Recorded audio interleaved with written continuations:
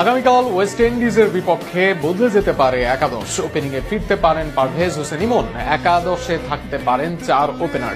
সেক্ষেত্রে বাদ যেতে পারেন জাকের, শামীম দুজনেই। ফিরবেন নুরুল হাসান সোহানও। হোয়াইট ওয়াশ এড়াতে বাংলাদেশের সম্ভাব্য একাদশ নিয়ে আরো থাকছে প্রতিবেদন। আগামীকাল ওয়েস্ট ইন্ডিজের বিপক্ষে 3 ম্যাচের টি-20 সিরিজের শেষ ম্যাচে মাঠে নামবে বাংলাদেশ।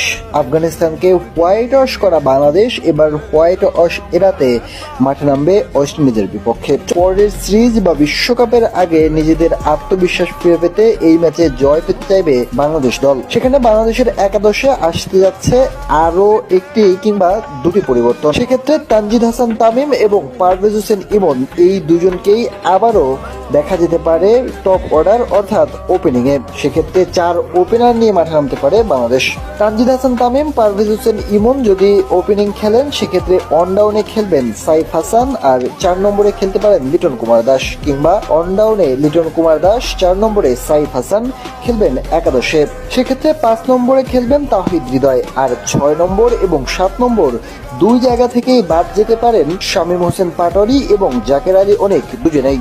সেখানে 6 নম্বরে ব্যাটিং করতে পারেন নুরুল হাসান সোহান। আগের ম্যাচে বসিয়ে রাখলেও আগের 3 ম্যাচে দুর্দান্ত খেলা নুরুল হাসান সোহানকেই সুযোগ দেওয়া হতে পারে আগামীকাল।